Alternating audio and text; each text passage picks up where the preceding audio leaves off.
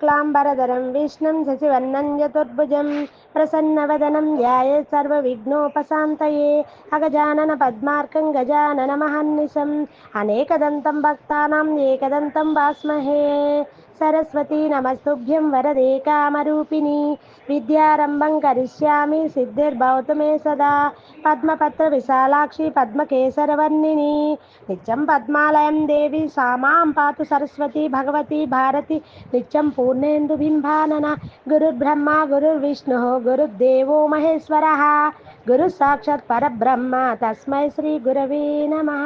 శ్రీ సచిదానంద సమర్థ సద్గురు సాయినాథ్ మహారాజ్ కి జై. శ్రీ గోదావరి మాత చరిత్ర రెండో భాగం. ఈ విధంగా ఈ అలౌకిక కన్య బుల్తానా జిల్లా సేగాంవం పవిత్ర క్షేత్రంలో పుణ్యాత్ములైన హాతీ వలేకర్ వారి వంశంలో 1914-24-12లో జన్మించింది. ఈమె తల్లి పేరు రమాబాయి, తండ్రి పేరు వాసుదేవరావు. వాసుదేవరావు రైల్వే ఉద్యోగి. అందువలన ఆయనకు తరచుగా ఉద్యోగరీత్యా బదిలీ జరుగుతుండేది. ఆయన సేగాంలో ఉద్యోగం చేస్తుండగా ఈ కన్యారత్నం జన్మించింది. గజానన మహారాజు గారి ఆదేశం ప్రకారమే ఆమెకు గోదావరి అని పేరు పెట్టారు. గోదావరి తాతగారు. గోదావరి తల్లిదండ్రులు అత్యంత సాత్విక స్వభావులు, సాధు సంతుష్టులు. సాంగత్యంలో వారి సేవ చేస్తూ ఆనందం అనుభవించేవారు. ఉద్యోగం నుండి విరమించుకున్న తర్వాత తండ్రి గారు సాకోరీలోనే స్థిరపడిపోదామని వచ్చారు. హృద్రోగం చేత అకస్మాత్తుగా సాకోరీలోనే కాలధర్మం చెందారు. తల్లి చాలా కాలం బ్రతికి 1983 డిసెంబర్లో పరమవదించారు. ఆమె ఎల్లప్పుడూ భగవద్ గ్రంథాలు చదువుతూ నిరంతరం ఆధ్యాత్మిక చింతనలో జీవితాన్ని గడిపిన మహోన్నతమైన పుణ్యాత్మరాలు. ఆ దంపతులకు గోదావరి తర్వాత మరొక 3 సంతానం కలిగారు. కమల, కుసుమ అనే ఇద్దరి గోదావరి తోబుట్టువులకు ఉపాసనీ బాబా దీక్ష ఇచ్చారు. వాళ్ళు ఆశ్రమంలోనే ఉంటూ సత్కర్మలు చేస్తూ ఉండేవారు. అందరికంటే చిన్నవాడైన దత్తాత్రేయుడు 5వ సంవత్సరంలో మరణించాడు. అతడొక యోగభ్రష్టుడు.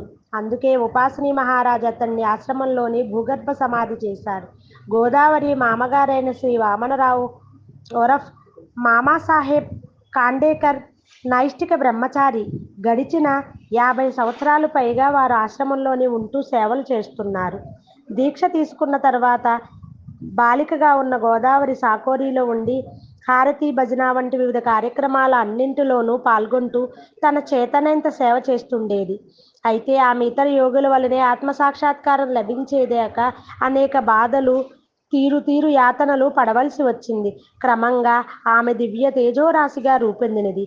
జీవిత ధ్యేయాన్ని అందుకునేలోగా ఆమె వివిధ కష్టాలను ఏ రీతిగా అధిగమించారో తమ ఆధ్యాత్మిక కథ ప్రారంభంలో ఈ క్రింది విధంగా వివరించారు. అప్పుడు నా వయసు 13 లేదా 14 సంవత్సరాలు. శ్రీవారి సన్నిధిలో నేను చేయగలిగిన సేవ నిష్ఠతో చేసేదానిని. కానీ నేను చేసే సేవ దురదృష్టం వలన దుర్గాబాయి కర్మాకర్కు నచ్చలేదు. ప్రారంభం నుండి ఆమె నన్ను కష్టపెడుతూ ఉండేవారు. ఆమె నన్ను కొట్టేది, పస్తులుంచేది. నా ఒక్కదాని చేత వాకిలంతా చల్లించేది. నా చేతులకు గజ్జి లేచి మంట పుట్టినా కూడా ఆమె నాతో పాత్రలు తోమించేది. పట్టపగటి పూట ఎండ ఉన్న సమయంలో కూడా కూలివాళ్లతో పాటుగా నా చేత సున్నము, రాళ్లు మోయించేది. ఆమె నన్నెంత కష్టపెట్టినా నేను ఓపికతో అన్నీ భరించినాను. ఏకాగ్రమైన మనసుతో శ్రీ ఉపాసనీ బాబా వారిని స్మరిస్తూ ఈ విధంగా నేను చాలా కాలం కష్టాలు భరించగలిగాను. ఇనుపగిళ్ళు నమిలితేనే బ్రహ్మ పదవి లభిస్తుందనే సామెత ఉంది కదా. దుర్గాబాయి నన్ను స్వయంగా తానే కష్టపెట్టడమే కాక ఇతర కన్యకల చేత కూడా కష్టాలు పెట్టించేది. నన్నెవరూ మంచిగా చూడలేదు. పసిదాన్ని కావటం చేత అప్పుడప్పుడు ఏ కష్టమైనా కష్టమనిపించేది కాదు. ఎప్పుడైనా కష్టమనిపిస్తే ఒంటరిగా కూర్చుని ఏడ్చేదాన్ని. పరమేశ్వరునికి నాకు ప్రగాఢ సంబంధం ఏర్పడడం చేత ఆయన కృప వల్ల వీటన్నింటినీ ఓర్చుకోగలిగాను. నా స్వభావము శాంతము, సాత్వికము కనుక నేను ఎవరితోనూ ఎక్కువ మాట్లాడేదాన్ని కాదు. కేవలం బాబావారు మాత్రమే నా ఎడ ప్రేమతో ప్రవర్తించేవారు. ఇతరులెవరూ ఏ విధంగా ప్రవర్తించినా నేను బాధపడలేదు. సద్గురువే స్వయంగా సంరక్షకుడైనప్పుడు ఇతరులనెవరు లెక్క పెడతారు అనేది పరమసత్యం. ఈ మాటలను నమ్ముకుని సద్గురువుపై పెంచుకున్న శ్రద్ధతో దుర్గాబాయి పెట్టిన బాధలు భరించినాను. వారాల తరబడి తిండి పెట్టేది కాదు. మంచినీటి చుక్క కూడా లభించకుండా చేసి యాతన పెట్టేది.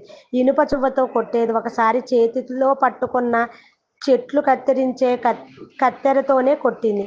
ఈ విధమైన భయంకర యమయాతన 2-3 ఏండ్లు అనుభవించినాను.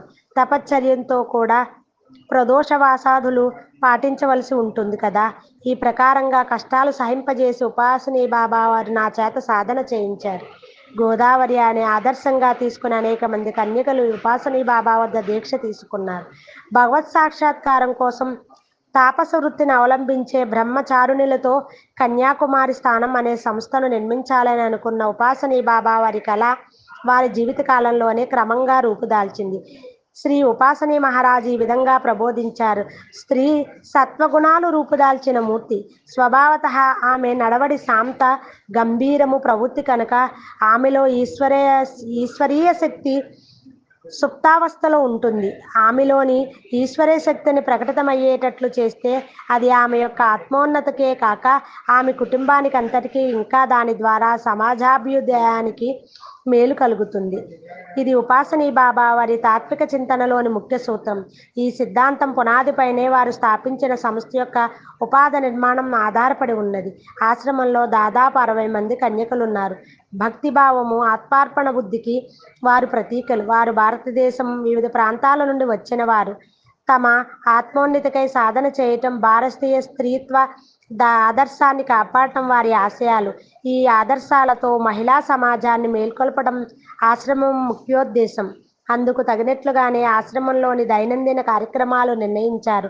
కన్యకల ప్రార్థన, ధ్యానము, సద్గ్రంథ పఠనము, నైష్ఠిక జీవనము సాగిస్తుంటారు.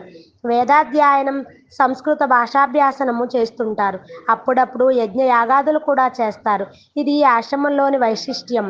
శ్రీ మాతాజీ నేతృత్వంలో ఈ ఆశ్రమ కన్యకలు భారతదేశంలో ముఖ్య నగరాలన్నింటిలోనూ హైదరాబాద్, నాగపురం, పూనా, బొంబాయి వంటి పట్టణాల్లో కూడా వివిధ యాగాలు నిర్వహించినారు. ఇందుమూలంగా ఆరిపోయే యజ్ఞాగ్ని జ్వాలలు ఈనాడు పునర్విజృంభిస్తున్నవి. స్త్రీల సంస్కృతోన్నతికై ఉపాసనీ బాబా ప్రారంభించిన ఉద్యమాన్ని మాతాజీ ఇంకా ముందుకు నడిపించి దానికి కొత్త ఊపిరి పోశారు. స్త్రీ ధర్మంపై కమ్ముకున్న కాలుష్యాన్ని నాశనం చేసి శ్రీ మాతాజీ ధర్మం యొక్క గొప్పదనాన్ని దేశమంతటా స్థాపించారు.